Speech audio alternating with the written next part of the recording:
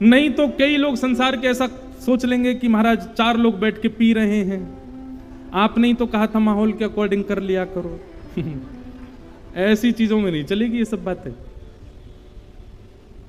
कुछ सामान्य स्तरीय स्थानों पर, जैसे कि आजकल ऐसा हो गया है कि ज्यादा आप सेवा करो ठाकुर जी की, घर वाले चिक चिक करते रहते हैं, ये भी विडंबना है। देखो क्या, मुझे कभी कभी बोलने में लगता तो बुरा है, पर क्या करूं, कुछ तो निदान बताना पड़ेगा ना।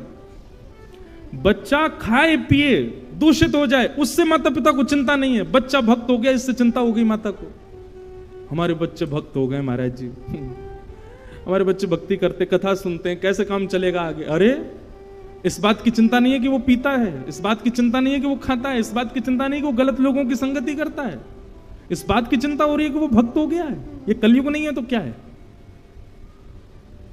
तो भैया ऐसी स्थिति में कुछ सामान्य स्तरीय बातें जो है, जैसे घर में सेवा करो तो ठाकुर जी की, घर वालों को दिक्कत होती तो वहां पर फिर नाटक करो, थोड़ी बहुत सेवा करके बाकी मन से सेवा कर लो। जहां पर लगे कि संसार आपको स्वीकार नहीं कर रहा, वहां पर अंतर्मुखी हो जाओ, मानसिक हो जाओ। और ये मत कहिएगा मानसिक होना नहीं आता, सबको आता है मानसिक होना। आप जब किसी वस्तु को नहीं ग्रहण कर पाते तो आप मन से उस वस्तु का सेवन करते हो। किसी व्यक्ति को प्रेम करते हो, अब सीधे तो बोल नहीं पा रहे कि हम तुझसे प्रेम करते हैं, तो मन ही मन तो सब भाव रखते हो ना। तो मन से होना, मानसिक होना सबको आता है।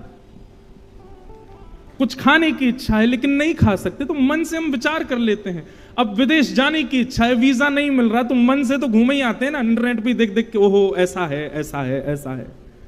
तो मन हमारा सब करने में सक्षम है, बस इसी मन को संसार की जगह ठाकुर जी की सेवा में लगा लो, यही हो जाएगा आपकी अंतर्निष्ठ भक्ति, अंतर्मुखी भक्ति। उससे फिर किसी को दिक्कत नहीं होगी। तो नियमों का पालन, सेवा का पालन, भाव का पालन मानसिक स्थिति में करो, मन से करो, प्रकट मत करो उसको। तो भगवान का प्रथम स्वरूप क्या है? सत्य। यदि कोई व्यक्ति सत्य का उपासक है तो सत्य की उपासना करने वाला साक्षात ठाकुर जी के उपासक के समान माना जाएगा। दूसरा रूप बताया गया ठाकुर जी का चैतन्य। ठाकुर जी चैतन्य है, ठाकुर जी जड़ नहीं है, ठाकुर जी चैतन्य है।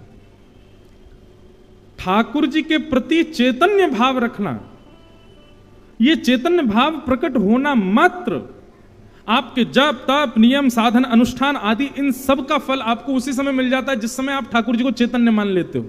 चैतन्य मतलब समझ रहे हैं ना? जड़ और चैतन्य दो होते हैं। जड़ मतलब कि ये पत्थर हैं, ये धातु हैं, ये अष्ट धातु हैं, ये पीतल के हैं, तांबे के हैं, सोने के हैं, चांदी के हैं, पत्थर के हैं, मार्बल के हैं। ये हो गई जड़ वस्तु, जड़ भाव ठाकुर जी के प्रति। और ये भाव उत्पन्न हो जाए, नहीं नहीं ये तो साक्षात चैतन्य है। उनके प्रति धातु की भावना नहीं है, उनके प्रति चैतन्य भावना है।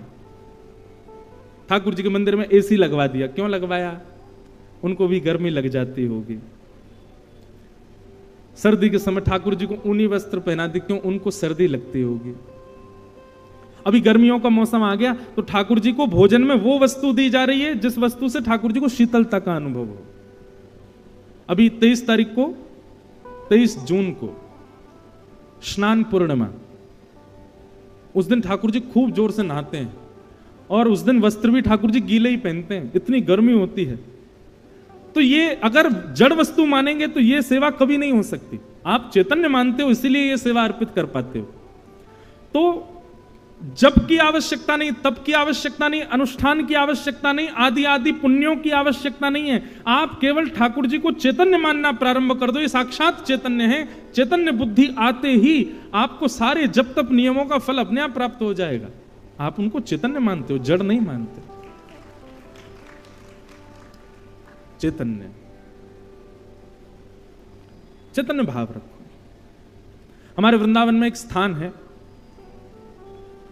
उस स्थान के महाराज जी कहीं जाते नहीं थे, पर एक बार किसी भक्त के बहुत आग्रह पर उनको जाना पड़ा। तो अपने ठाकुर जी की सेवा अपने हाथों से करते थे, वो चैतन्य मान करके ही करते। सब लोग इधर देखो, सावधानी से सुनो। देखो जिस प्रकार पहाड़ी यात्रा पर जब जाते हो तो जगह जगह लिखा रखता है कि सावधानी हटी दुर्घटना घटी।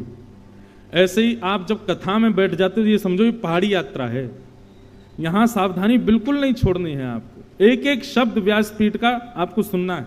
ये इतना परिश्रम काय के लिए, इतनी सब व्यवस्था की गई सुनने के लिए, तो सुनो ध्यान से। क्या बता रहा था मैं? हाँ, एक संत थे वृंदावन के, वो अपने ठाकुर जी को छोड़ के कहीं नहीं जाते थे, पर एक बार एक भक्त ने बहुत प्रार्थना की, संत के भी मन में ऐसी भावना आ गई कि अब ये मेरे साथ जो सेवक रहता है ये भी सेवा सीख गया है, तो अपने ठाकुर जी की सेवा 2 दिन के लिए इसको दे जाता हूं, मैं हो आता हूं कहीं।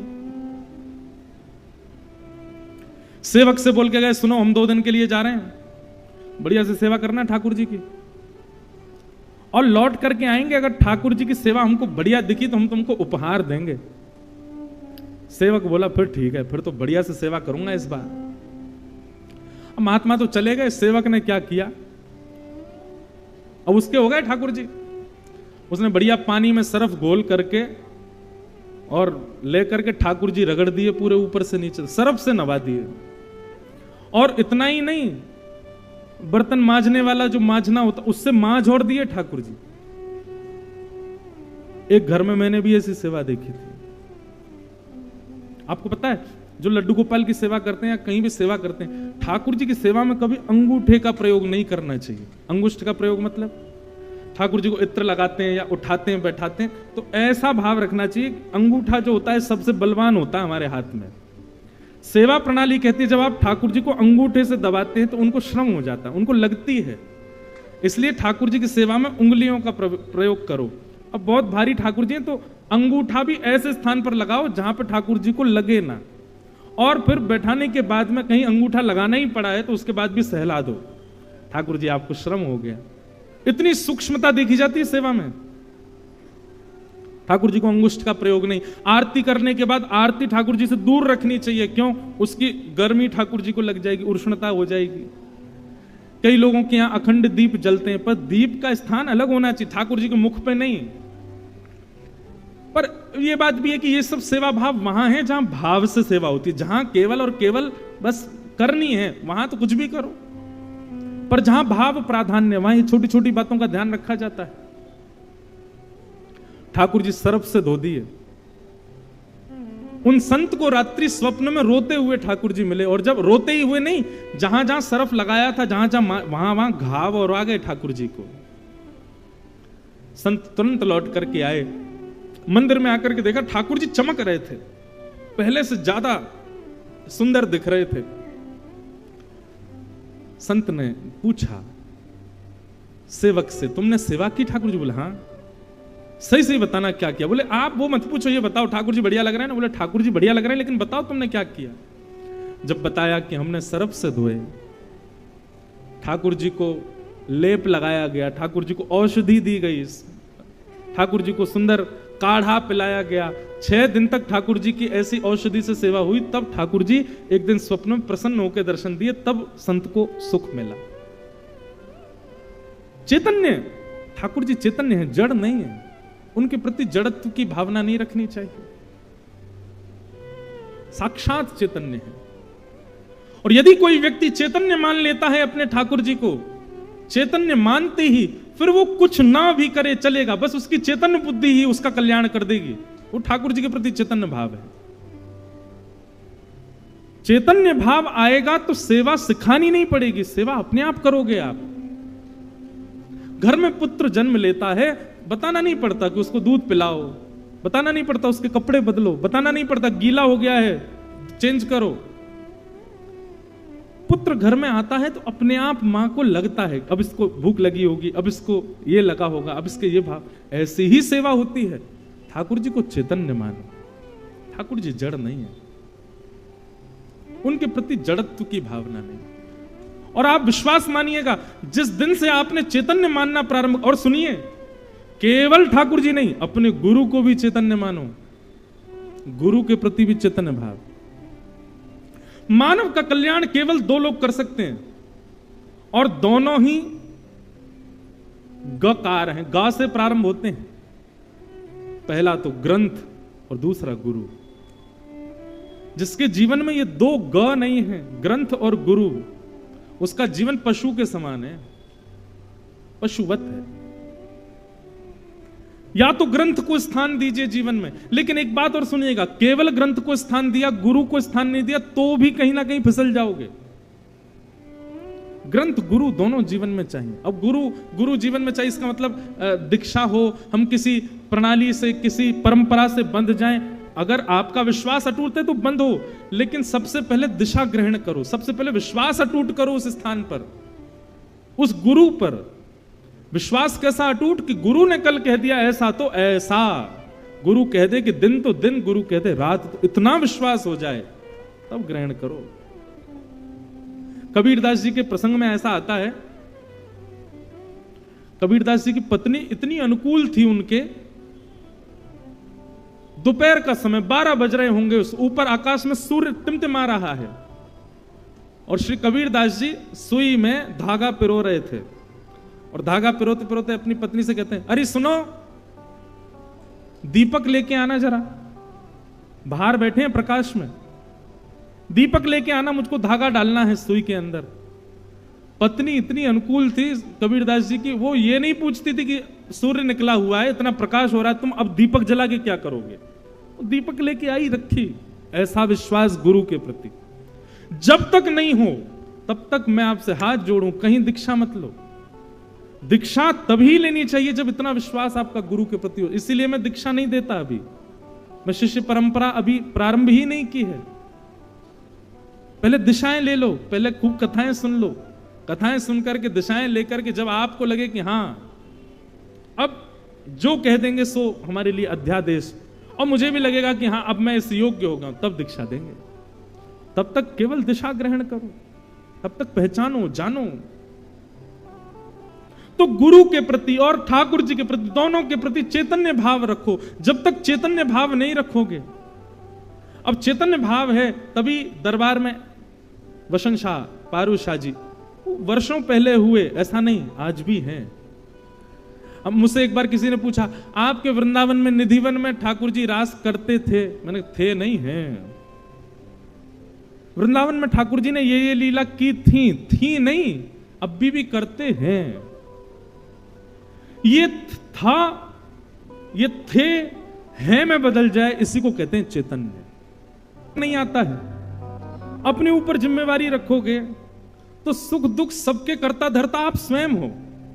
पर जब ठाकुर जी के अधीन हो जाते, नाथ जैसे चाहो वैसे रहूं, जानत हो सुख दुख सब जन के, मुख से कछु ना कहूं। सूरदास जी का पद है।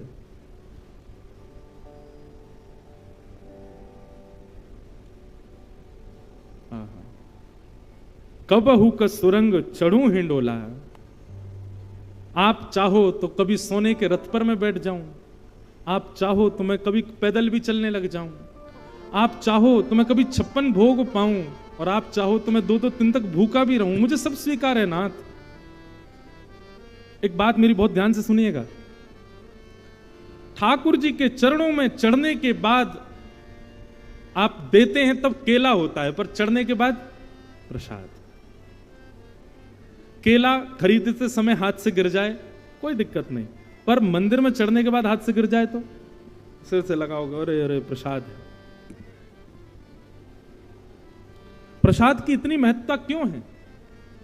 ठाकुर जी पर चढ़ने के बाद, ठाकुर जी को अर्पित करने के बाद, ठाकुर जी के स्वीकार करने के बाद में वो वस्तु आपका कल्याण करने वाली हो जाती है। हम अपने जीवन को प्रसाद क्यों नहीं बनाते? ठाकुर जी को अर्पित करो, और अर्पित करने के बाद में जीवन में आने वाले चाहे दुख हो चाहे सुख हो, भैया प्रसाद जब मिलता है ना मंदिर से, तो उस प्रसाद में कभी यदि कंकड़ भी आ जाए ना, तो उसको भी हम थूकते नहीं, उसको भी हम निकालते नहीं। प्रसाद में हमारे वृंदावन में तो ऐसा ही है भैया, कभी प्रसाद यदि उसमें थोड़ी बहुत रज भी लगी हो, थोड़े बहुत कण लगे हों धूल के, तो भी हम स्वीकार कर लेते हैं। ठाकुर जी को लग गया प्रसाद, अब कैसे इसको छोड़ सकते? अरे मीराबाई तो विष को प्रसाद समझ करके जब पिलाया गया तो वो भी पी गई थी। प्रसाद सदैव कल्याणकारी होता है, तो क्यों ना अपने जीवन को प्रसाद बनाएं। जीवन को प्रसाद बनाएंगे तो इसमें आने वाले सुख, ये समझ लेना ठाकुर जी के द्वारा प्रदत्त किया गया पेड़ा है, और इसमें आने वाले कष्ट ठाकुर जी के द्वारा प्रदत्त किया गया। कभी कभी ठाकुर जी की सेवा में, ठाकुर जी के प्रसाद में खट्टे अमिया का भोग भी लगता है, खट्टे आम होते हैं ना, जिनका अचार बनता है, उनको क्या बोलते हैं? कुछ बोलते हैं ना खट्टे आमों को, क्या बोलते हैं? कैरी? हाँ, कैरी बोलते हैं। कभी कभी वो भी भोग लगता है ठाकुर जी को। तो बस ठाकुर जी के चरणों में जब जीवन अर्पित कर दिया, तो जीवन में अर्पित करने के बाद उसमें आने वाले सुख ठाकुर जी के चरणों का मिष्ठान प्रसाद है, और उसमें आने वाले दुख ये ठाकुर जी के चरणों की खट्टी अमिया का प्रसाद है। दोनों स्वीकार करो। स्वीकारीकरण प्रारंभ हो जाता है जीवन अर्पित करने के बाद। तो आनंद, यह आनंद जीवन में कब आएगा? जब सर्व समर्पित हो जाओ, वो राजी रहे हमसे, हमारे गुरु राजी रहे हमसे, हमारे ठाकुर राजी रहे हमसे, हमारे माता पिता राजी रहे हमसे। इन तीन लोगों को जिसने राजी कर लिया ना, माता पिता, गुरु और ठाकुर, उसने अपने जीवन का कल्याण कर लिया, उसका उद्धार हो गया। और क्षमा कीजिएगा, माता पिता राजी नहीं हैं, गुरु राजी नहीं है, ठाकुर कभी राजी नहीं हो सकता आपसे।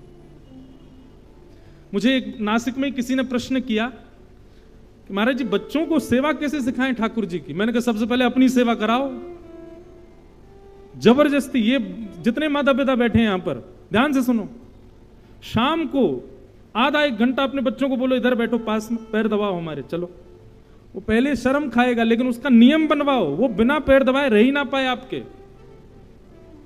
आपके पैर दबाएगा। आपके चरणों के प्रति उसका प्रेम जब बढ़ेगा।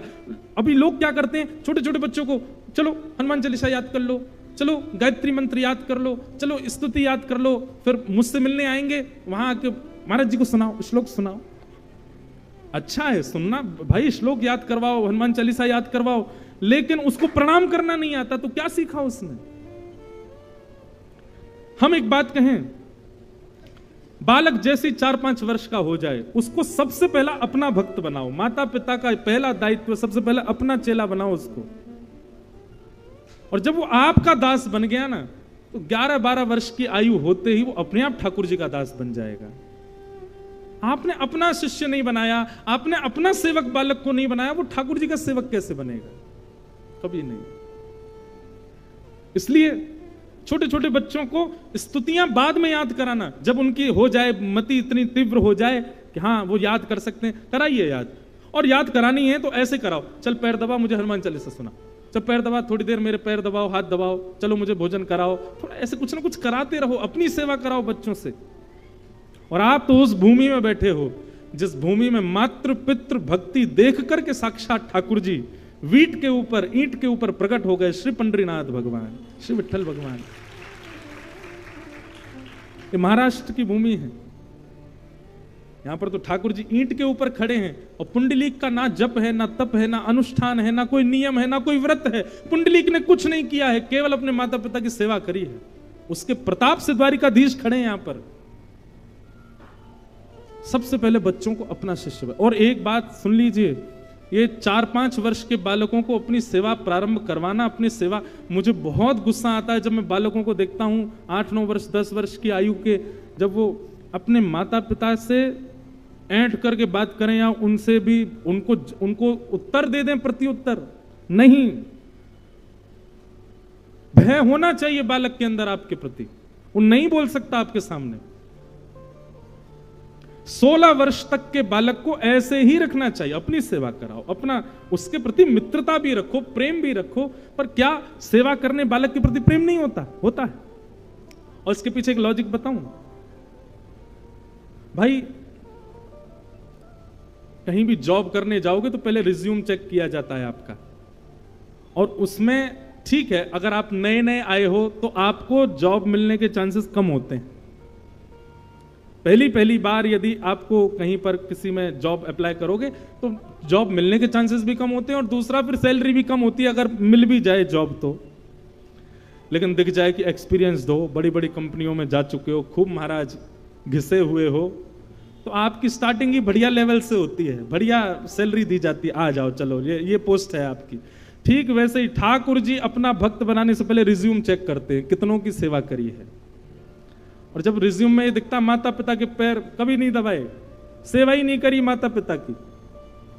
ठाकुर जी या तो अपनी सेवा की जॉब देंगे नहीं, और देंगे भी इतनी कम सैलरी देंगे आपको, सैलरी बोले तो वो सेवा इतनी दूर की दे देंगे, ज्यादा सब क्यों एक्सपीरियंस नहीं हो भाई। ठाकुर जी बड़े कोमल हैं, कहीं तुमने जोर से पकड़ लिए तो। ठाकुर जी के चरण बड़े कोमल है भाई, उसके लिए इन हाथों को पहले मखमली बनाना पड़ेगा, और ये तब बनेंगे जब माता पिता की सेवा। सबसे पहले बच्चों को अपनी सेवा सिखाओ। हनुमान चालीसा बाद में याद कराना, और गायत्री मंत्र तो याद ही मत कराना भाई, गायत्री की बड़ी महिमा गरिमा है। हम जो नासिक गए थे, वहां 1 महीने तक जो नियम का पालन था वो केवल नियम इसलिए था ताकि मैं गायत्री पाठ कर सकूं। गायत्री इतनी सामान्य वस्तु नहीं है कि कोई भी उसको बोल दे। श्री गायत्री का ही विस्तार है 18,000 श्लोकों में श्रीमद् भागवत में। देखो मंच, देखो व्यासपीठ, देखो यहां की श्रद्धा, ये गायत्री का विस्तार सुन रहे हो आप। वो सूक्ष्म गायत्री, उसको लोग ब्रश करते करते बोलते हैं, सुबह उठते उठते गा देते हैं, बच्चों को याद करा देते नहीं। उसके नियम हैं, उसके कानून हैं, उसके कायदे हैं, उनमें रह करके ही गायत्री बोलनी चाहिए।